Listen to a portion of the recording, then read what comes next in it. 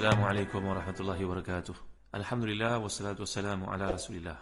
Innal hamdalillah nahmaduhu wa nasta'inuhu wa nastahdihi wa nastaghfiruh wa natubu ilayhi wa natawakkalu alayhi wa na'udzu billahi min shururi anfusina wa sayyiati a'malina. May yahdihillahu fala mudilla lahu wa may yudlil fala hadiya lahu. Allahumma salli wa sallim wa barik ala Muhammad wa ala ali Muhammad kama sallaita wa sallamta wa barakta ala Ibrahim wa ala ali Ibrahim fil alamin innaka Hamidum Majid.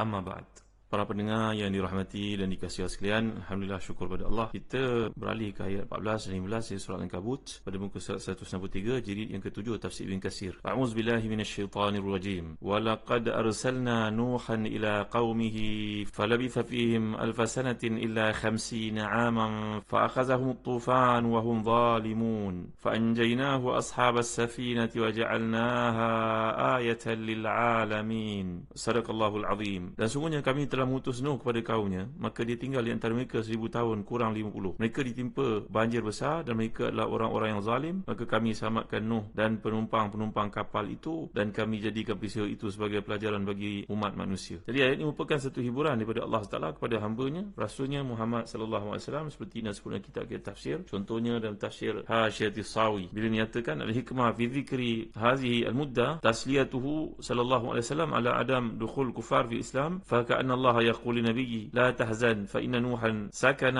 هذا العدد الكثير ولم يؤمن من قومه إلى القليل فصبر وما ضجر فأنت أولى بالصبر لقلة مدة سكنك وكثرة من آمن من قومك. والحكمة في المغايرة بين العام والسنة التفنن، وخص لفظ العام بالخمسين إشارة إلى أن نوحا لما غرقوا استراها وبقي في زمن حسن، والعرب تعبر عن الخصب بالعام وعن الجدب بالسنة. Ini sebutan tentang 1000 yang disebut dalam ayat ini adalah satu hiburan buat Nabi SAW, motivasi buat baginda dan juga para sahabat serta umat Islam, bahawa seandainya terlintas dalam fikiran kamu kesusahan melakukan dakwah, maka jangan kamu rasakan demikian, kerana Nuh AS, Nabi Allah yang pertama diutuskan menjadi Rasul itu, baginda telah pun berdakwah selama 1000 tahun. Maka di-highlightkan, diberi penekanan pada nombor 1000 itu bertujuan untuk menampakkan begitu panjangnya tempoh perutusan baginda AS. Nabi Nuh ni, untuk mengetahui tuan-tuan, merupakan Nabi antara yang paling banyak sebutannya dalam Al-Quran. Iaitu kalau kita perhatikan dalam kuliah lalu dalam surah Saf, saya menceritakan kepada tuan-tuan tentang sebutan sebagai contohnya Nabi Musa AS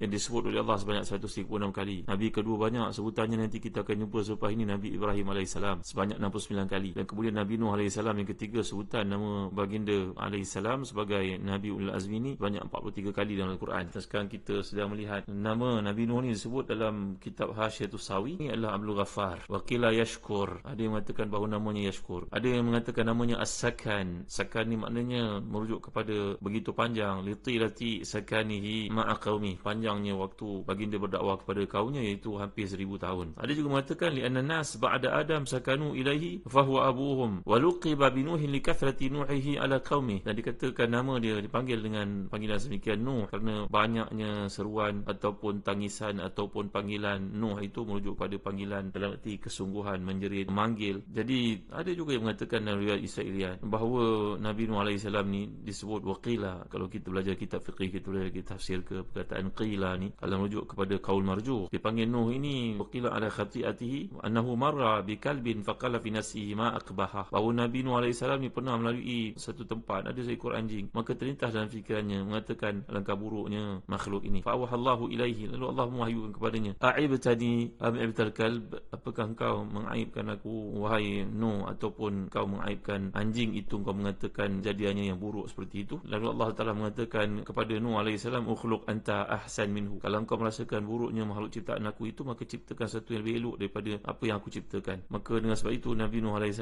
pun menangisi dirinya, dan mulai hari itu kerana banyaknya tangisan baginda, maka dipanggil dengan nama Nuh seperti ini. Wallahu a'lam. Ini kisah-kisah yang dikemukakan dalam kisah Israeliat. Dan kalau kita perhatikan bahawa Nabi Nuh ni disebut dalam Qasasul Anbiya oleh Al-Imam Ibn Kathir bahawa nama baginda adalah Nuh bin Lamak, Mutawashlah bin Idris bin Yarid bin Mahlail bin Qainan bin Anush bin Syith bin Adam alaihi wassalatu wassalam. Ini mengikut apa yang disebut dalam Hasyiatus Sawi menyatakan demikian. Nuh bin Lamak, Mutawashlih bin Idris bin Barat bin Yarid bin Ahalil bin Qainan bin Nush bin Syith bin Adam alaihi salam. Allahu a'lam. Ni sampai kepada kita dan diperkirakan tahun Nabi Nuh AS ni di antara 3993 hingga 3043 sebelum Masihi. Jadi mungkin lebih kuranglah tahun perkiraan perutusan baginda Nuh AS ni 3650 sebelum Masihi. Tempat baginda diutuskan ini merupakan selatan Iraq seperti yang dipilih oleh Ibn Kathir. Jadi Nuh merupakan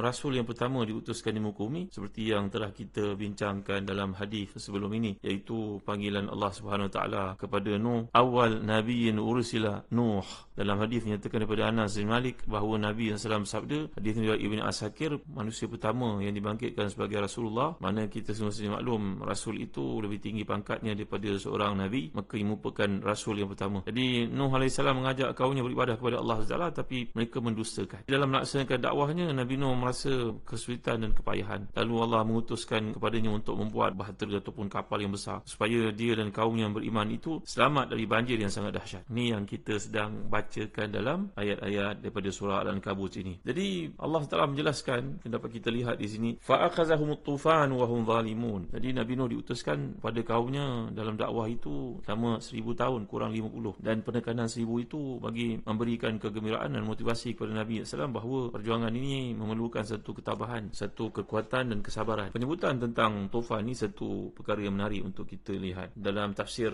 Abi Su'ud, beliau menyatakan bahawa kataan tufan yang dirujuk dalam bahasa Arab ni, wa qad ghalaba ala tufan al-ma, biasanya sebut tufan ni merujuk kepada banjir, tapi dia juga mungkin merujuk kepada angin, mungkin merujuk kepada kegelapan, tapi yang biasa digunakan dalam konteks bahasa Arab tufan dari perkataan tafa yatufu, ini tufan maknanya air yang berpusing, banjir besar. Jadi Allah SWT mengenakan hukuman kepada kaum Nabi Nuh ni selepas mereka enggan untuk mengikuti bimbingan, panduan yang dikemukakan oleh Nabi Allah SWT yang mulia ni. Jadi Nabi Nuh ni lahir selepas peninggalan Nabi Adam, jaraknya 10 abad. Daripada Abu Umamah menyatakan bahawa ada seorang bertanya kepada Rasulullah, wahai Rasulullah, apakah Nabi Adam itu seorang Nabi? Jawapan Rasulullah, ya. Kemudian ditanya, berapa lamakah jarak di antara Adam dengan Nuh? Baginda SAW menjawab 10 abad. Jadi Ibn Kathir mengatakan hadis ini sahih, mengikut syarat Imam Muslim, hanya Imam Muslim tidak meriwayatkannya. Daripada Ibn Abbas pula mengatakan bahawa jarak antara Nabi Adam dengan Nabi Nuh adalah 10 abad. Semua orang hidup pada masa itu memeluk Islam. Hadis ini merupakan hadis Ibn Hibban, Tabari dalam Jami' Al-Kabir, dan juga dalam Al-Awsat,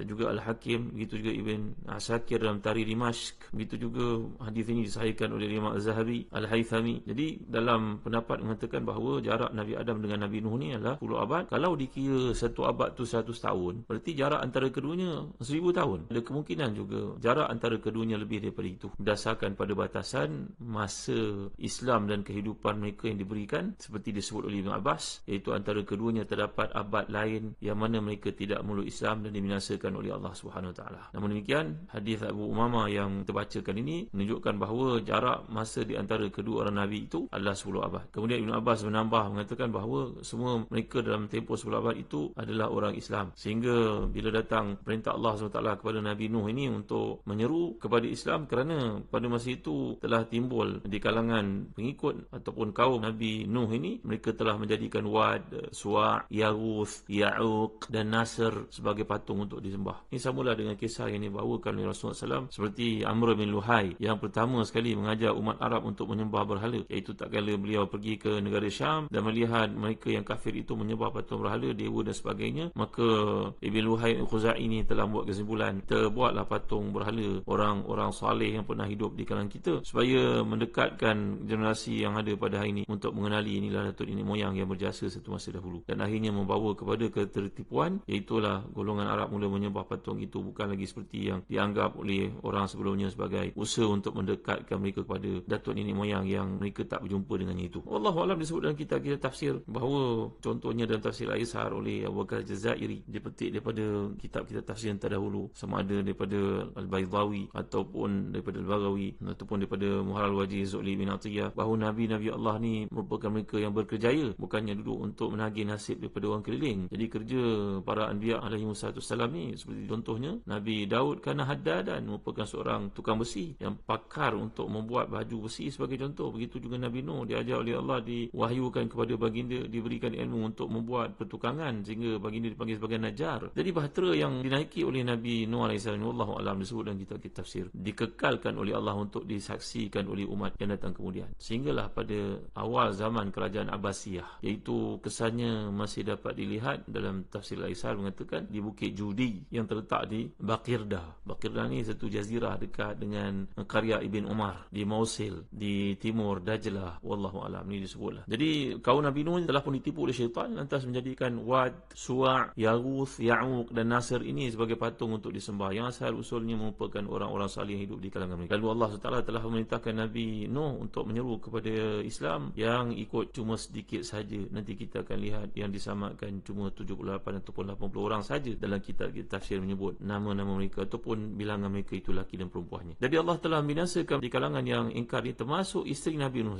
dan anak lakinya yang bernama Kan'an dan semua manusia. Jadi anak-anak Nabi Nuh yang selamat adalah Sam, iaitu bapa kepada golongan Arab, Parsi dan juga Rom. Ham, ini bapa kepada kaum Qibti, orang Sudan. Aswad, Sudan, orang Afrika, dan juga Barbar. Kemudian Yafith ini dikatakan bapa kepada kaum Turki. Sakalibah ni mereka golongan yang dipanggil pada hari ini golongan Slav ataupun Slav, ini yang datang di Eropah Timur, wallahu alam. Dan juga dikatakan juga mereka ni merupakan Ya'juj dan Ma'juj, ini bapa kepada manusia ataupun golongan yang akan buat kerosakan di hujung dunia nanti, di akhir zaman nanti, namanya Ya'juj dan juga Ma'juj. Muslimat rahmati dan dikasihi sekalian. Jadi dalam ayat ini kita dapat lihat bagaimana Allah SWT menceritakan tentang Nuh AS yang duduk bersama kaumnya, mengajak mereka kepada Allah siang dan malam, pagi dan petang, secara bersembunyi ataupun terang-terangan. Tapi semua itu tidak menjadikan mereka kembali kepada kebenaran, seperti datuk nenek moyang mereka yang beriman daripada Nabi Adam AS. Maka Allah Taala telah menceritakan, falabitha fihim alfasanatin ila 50 ama fa'akhazahum tufan wa hum zalimun. Maka dia tinggal bersama mereka 1000 tahun kurang 50. Mereka ditimpa banjir besar kerana mereka merupakan orang yang zalim, yang ingkar, yang tidak mahu ikut kebenaran dibawakan itu. Maksudnya begitu panjang tempoh perutusan Nabi Nuh, dan jadi penyampaian dan peringatan itu tidak mengubah mereka. Sedangkan kau wahai Muhammad sallallahu alaihi wasallam, janganlah merasa kesal, merasa sedih kepada kaummu yang ingkar padamu. Jangan berduka cita kerana tempoh perutusanmu nak dibandingkan dengan Nabi Allah Nuh, jauh tempoh itu lebih panjang. Tidak beriman kepada baginda melainkan 78 atau 80 orang saja seperti yang disebut. Separuhnya merupakan lelaki, separuhnya merupakan